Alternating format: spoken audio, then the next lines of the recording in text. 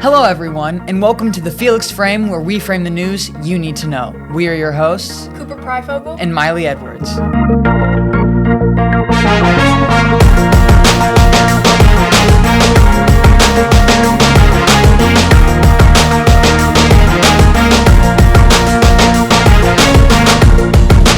So let's get right into the news. The variety show is today. If you bought a ticket at lunch, you're good to go during 7th period. The blood drive is also today. Fall break will be from October 12th to October 20th. Now here's Maida Bradbury to tell you all about sports. Hi guys, I'm Maida with your weekly sports schedule. On Monday, October 14th, JV football will be playing Western at Western. October 15th and 16th, there will be no athletic events taking place.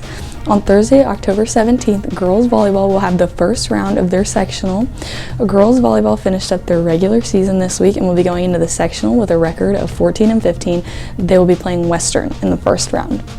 On Friday, October 18th, varsity football will be playing Rensselaer Central at home. And October 19th, cross country will have their sectional. And volleyball will also have their sectional championship. Monday, October 21st, JV football will be playing Rensselaer Central away. And October 22nd through October 24th, there will be no athletic events. And October 25th, varsity football will have their sectional, which will be away. Thank you. As a preview to today's later performances, here are some clips of what to expect. This includes performances by Arturo Alvarez Gomez, Marquita Bolt, Nicholas Bibian, Daniel Castrillo Salinas, Valeria Cortez, Sam Escueda, David Escobedo, Emily Flora, Elizabeth Foster, Alex Geisler, Ariel Laron, Ash Lubke, Calvin Mackey, Haven Malone, Ava Martin, Parker Martin, Jennifer Melencio, Isabella Pedro, Laura Peters, Justin Snee, Tyler Stans, Bella Walker, and Miguel Zarate. And the LHS dance team. Let's wish the FFA soil judging team luck as they leave for state today. Here is Jenny Fishburne to tell you all about it. It's just a different skill set. So our competitions are called CDEs, so career development events. So the whole goal of a CDE is for you guys to take what you learn in the classroom and then apply it in a competition setting. And what that competition setting is it's trying to replicate what we might see within the career field. So as far as it differing from other competitions, not a whole lot as far as the experience. It's just a different area that they're studying. But then as far as the actual competitive level, like I was saying, our area is the most competitive in the state around us for soils. So we have had other teams make it to state for various things. Our entomology team made it to state last year. That's insect judging. And then we've had multiple leadership competitions go on, so like our public speaking type thing. So this is a first for us, for our soils team to make it. This is 5 years coming that I've been coaching this team, and we finally made it to state. And this one's really special to me because it's by far my favorite competition. It was something that I loved doing when I was in high school, and now I get to pass it on to my students. The purpose is to get an understanding of what we can use our land for. So there's two different types of holes that we are judging in our competition. So there's home site versus ag site. So when we are in the competition, we're determining what can we use this for. So is this land suitable to put a home on, or is it better to do row crops on or some kind of crops there? And there are some sites where really we don't want to do either, and we just leave it as pasture land for our animals. This year, I just really saw with the students that it finally clicked. So the past 2 years, we've had teams that were very, very close to making it to state. So 2 years ago, we were about 2 spots away from going, and last year we were runner-up to move on to state. So we were the alternate. If a group decided not to go to state, we would have been able to go. So each time we were really close. But what's really exciting is that the area that we are judging in is by far the most competitive in the state. So what I told my kids is the fact that we're going to state is a really big deal because we've already competed with the best of the best in the state. So teams that we need to look out for are Rochester, North Miami, Lewis Cass.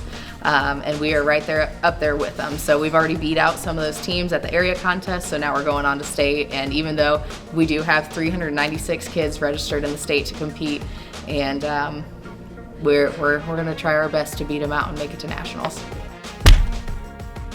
Coming to an end soon is Hispanic Heritage Month, so let's look back on what happened. From September 15th to October 15th is Hispanic Heritage Month. This month was made to honor the community's culture and history. Now here's an interview with Spanish teacher Andreas Valencia to talk about what Hispanic Heritage Month means to him. Hello, my name is Andreas Valencia and I'm a Spanish teacher here at Logansport High School. Well, Hispanic Heritage Month started with President Ronald Reagan back in the 60s, and it was expanded by President Lyndon Johnson. And it's just a time, 30 days, where people celebrate or commemorate Hispanic heritage. What does it mean to me? Well, first of all, this time was selected because it's also a time where many important things happen in Latin America.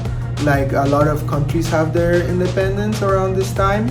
In Central America, in Chile, I think that they have it on there September 18th. And so it's a time where many countries are doing that, celebrating their independence. And also, it's here in a little bit, it's Christopher Columbus Day, which we say El Día de Cristóbal Colón, or we say El Día de la Raza, and we're celebrating the Day of La Raza, the human race. So we're saying El Día where we talk about that the Colombian exchange, where Europeans, Africans, and Native Americans meet in the Americas, and they come and become one because they belong to the same nation eventually, right? So so to me it's a time to reflect, think about where we came from and where we're going as peoples. I think that in Spanish class, Hispanic heritage is every day. So we are doing lots of cultural things, lots of learn about the traditions of the people, learn about the history, and of course learn the grammar and the vocabulary that different people from Latin America and Spain utilize. So we do, when we do stories, when we learn about different countries, I tell them about traditions that people have in their country, like for example, let me think of, we just did Chile. So when we were talking about Chile, we learned about their independence on September 18th, and we learned about La Cueca, which is a national dance. We learned about what they eat. They love to eat empanadas. They eat other things, but it's very popular there. We learned about cultural things like slang words that Chilean would use that Mexican wouldn't use, for example. I think the school does a great job, and I think the people feel valued. Here at Logansport High School, many events were put on, including chicharrones being sold during passing periods, a spirit week, and even an art exhibit. Now here's one of our very own artists, Andrea Rojas Rodriguez, to talk about her piece in the exhibit. My name is Andy Rojas Rodriguez, and I'm a senior in LHS. So when I was making this piece, Ms. Engels, she's my teacher, and I was doing it for class for art appreciation. And she started our class by drawing like a picture, but we're not looking at the paper. So we look up a reference, and we just stare at the reference while we're drawing. And it's supposed to look like a little wonky. And we're supposed to take different angles of our reference and just like draw them, and like the aspects we like most, like the lines we like most, we're supposed to take those and incorporate them into the art piece. And I chose Mitski because I really like her music, and she's not like, she's known for being a little contemporary, being a little different.